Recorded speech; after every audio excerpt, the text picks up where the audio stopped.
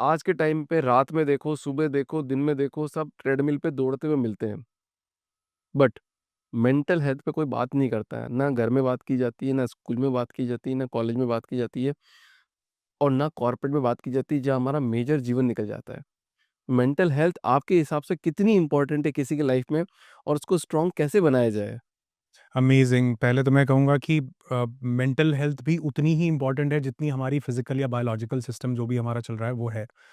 आज इसको बहुत सारे मतलब आज मॉडर्न मेनस्ट्रीम मेडिसिन के या साइंस के बहुत सारे एस्पेक्ट से आप देखोगे तो इसको प्रूव किया जा रहा है। चाहे बायो साइको सोशल मॉडल हो, बायो साइको सोशल मॉडल ये बोलता है कि आज तक हम सिर्फ़ बायोलॉजिकल सिस्टम खराब है, बायोलॉजिकल सिस्टम पर ही फ़ोकस करते रहे। लेकिन इसके साथ-साथ हमको बायो, साइको यानी साइकोलॉजिकल और सोशल जो फैक्टर्स हैं, उन सबको स्टडी करना चाहिए अगर हमको लाइफ में किसी भी डिज़ीज़ से ओवरकम करना है या फिज़िकल चैलेंजेस को खत्म करना है। तो मेंटल स्टेट को जो कि सोशल एनवायरनमेंट से आ रही है या आपके अपने थॉट्स से आ रही है, उसको देखना बहुत ज़्यादा ज़रूरी है। दूसरा अभी पीछे एक मेडिकल साइंस की एक नई स्ट्रीम बनी जिसको पीएनआई बोलते हैं, साइको न्यूरोइम्यूनोलॉजी।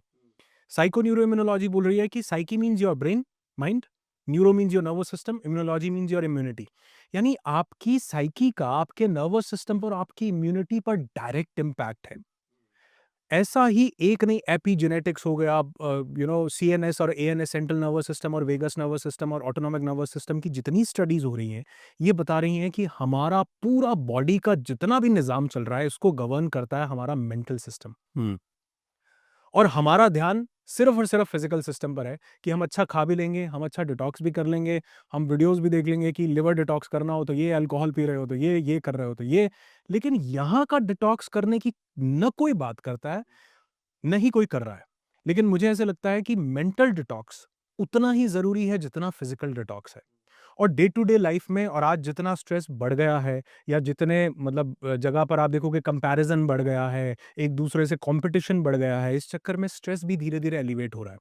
और हमने उस स्ट्रेस को कॉप अप करने के लिए कोई मैकेनिज्म नहीं ढूंढा। हमको लगता है अगर बॉडी बीमार होगी तो ही डॉक्टर के पास जाएंगे या तो ही दवाई लेंगे, लेकिन अगर माइंड में कुछ चल रहा है तो ये तो चलेगा ही, क्योंकि stress is a part of life.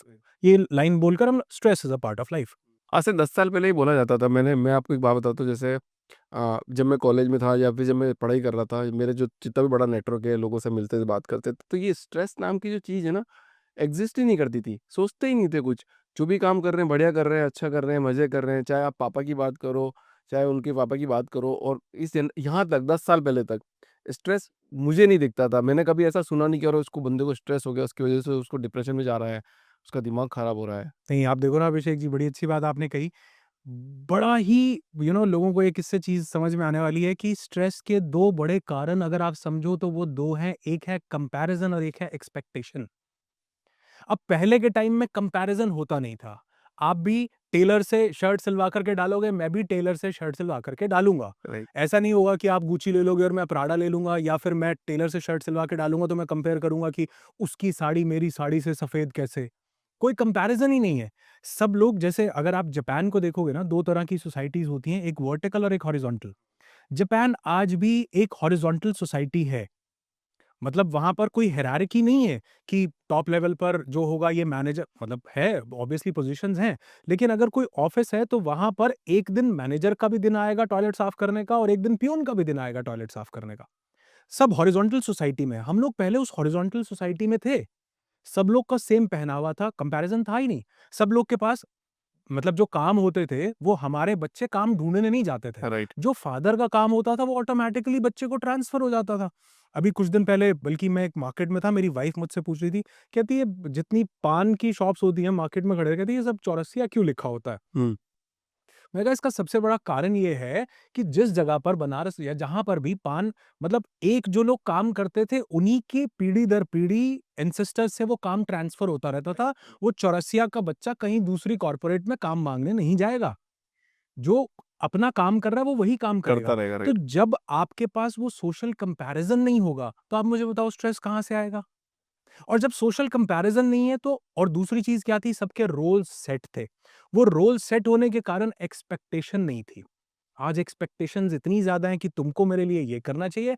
मैं अगर आपके पास आधा घंटा लेट आया तो ये हो कि यार मैं बड़ी देर वेट करता रहा, तुम मेरे पास आए।